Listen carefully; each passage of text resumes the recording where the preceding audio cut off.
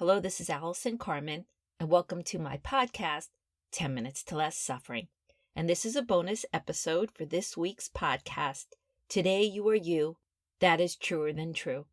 And the name of the podcast comes from a Dr. Seuss quote, and the full quote goes like this. Today you are you, that is truer than true. There is no one alive who is youer than you. Shout loud, I am lucky to be what I am. And the podcast focused on our desire to be seen, our desire to feel lovable, and our desire not to be rejected.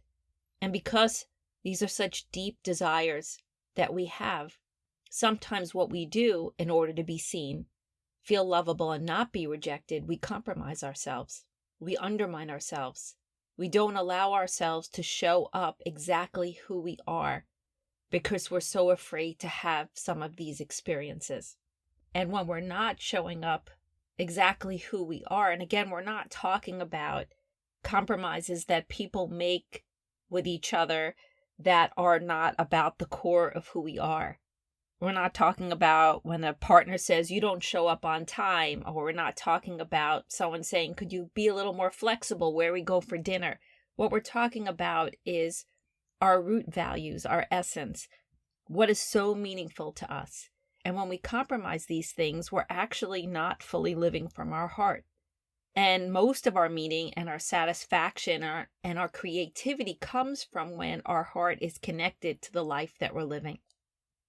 And after I released the podcast, I actually received an email from somebody. In the email, she said that she felt inspired by my podcast. She felt inspired by the idea that we are the love that we seek, that we are actually love. But at the same time, she said she felt lonely and she really wanted to meet somebody to share her life with. And this loneliness made her sad, and this loneliness made her feel bad about herself. And she was having trouble reconciling feeling lovable, feeling loved, and at the same time feeling bad about her loneliness.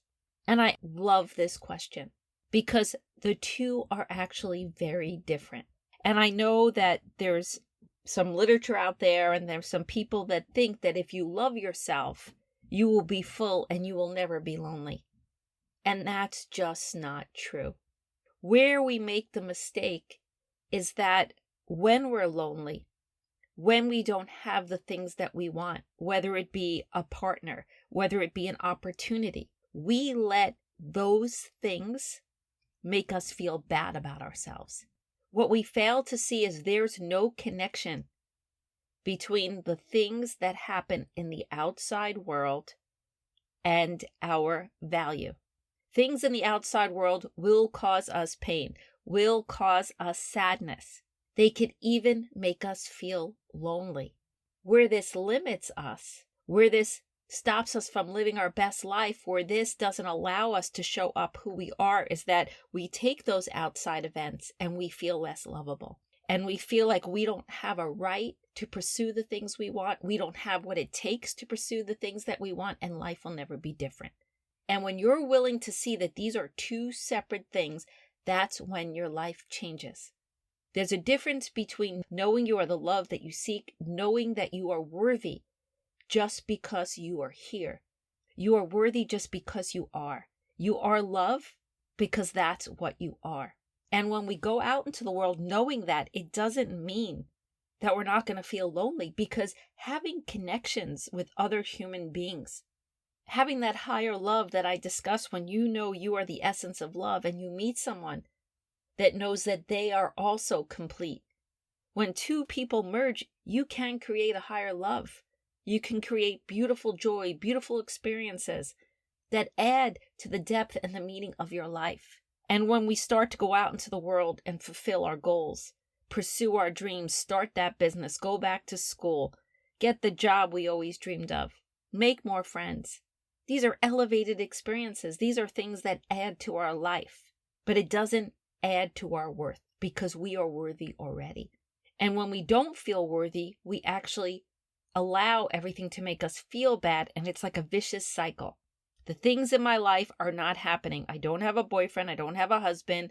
I don't have that job. I don't have that business. Therefore, I am not worthy. I am not worthy of those things. I am not capable of those things. Next step, I don't try. Or I try, but I don't believe in myself. I try, but I feel negative, and then I can't manifest those things. So in order to break the cycle, it's an inside job.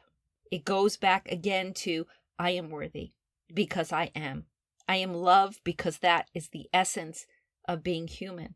That is what we are made up of. It just is. And it's not negotiable. No matter what you see in the outside world, the way to stay steady is to keep that grounded connection to yourself. And some people believe in higher power. Some people believe in God. Some people believe in universe. And that also helps steady people. But in truth, the connection to yourself and your heart will never serve you wrong. And loneliness can be very real. And again, just because we love ourselves doesn't mean we're not going to feel pain or sadness. But what we can do is we can process that. If you love yourself and you're sturdy and you know that you're loved and you know that you're worthy, when you feel that pain, you see it. It doesn't merge with you. That's the problem. When the pain and the sadness merge with us, then we believe that we are not good enough to have a better experience. But when we realize, oh, this is what I'm feeling, this is an experience I'm having, it's sad, it's painful, we can be with it and we can breathe and we can process it and we can move through it over time. And I really get this because when my husband left me, it was a moment in time that I could have really felt unworthy. And I'm not saying that I didn't have moments or days where those thoughts were not with me. But I realized that that was going to be the difference between me having a life and starting again and not.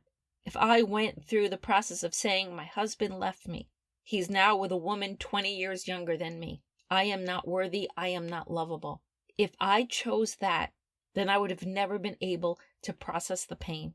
And I wouldn't have been able to start again because that brokenness would have become part of me.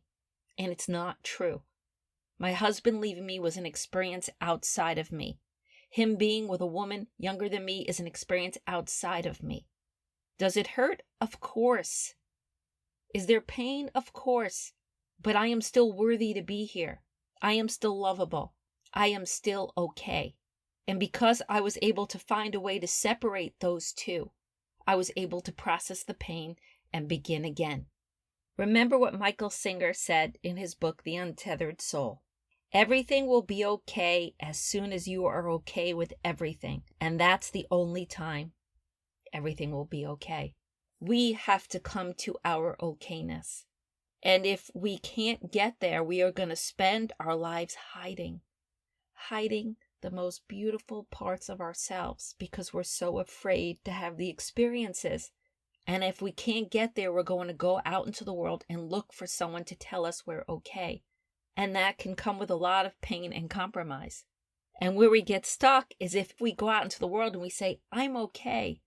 And we put our essence forward and our beauty forward and our heart forward, we still might get hurt and we still might get rejected.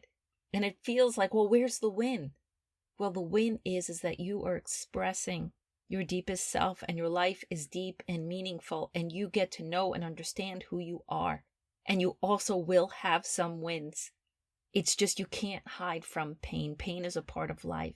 But I promise you, if you are putting your authentic self forward and you're willing to get hurt and you're willing to see yourself as love and commit to yourself and love yourself no matter what, the pain will pass and the victories will grow and your life will become bigger and richer and more meaningful. And that's, I think, what we all want. We want to live our life as a deep expression of who we are. But every time we hide, every time we say we're not lovable, every time we're afraid of that rejection, we pull back. And when we do that, we pull back our greatness, we pull back our potential, and we pull back the glory and the miracle of what it feels to be alive. So in response to the email, we are love. But that doesn't mean we're not going to feel lonely or sad or pain. And everything will be okay as soon as we are okay with everything. And that means we determine who we are in this lifetime.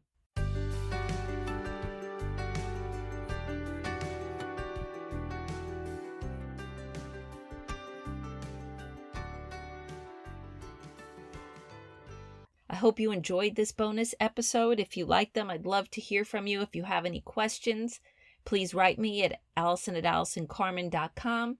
And if you'd like to buy my books, The Gift of Maybe or Year Without Men, they're available at all major bookstores and online retailers. And if you like this podcast, you could subscribe and leave a comment.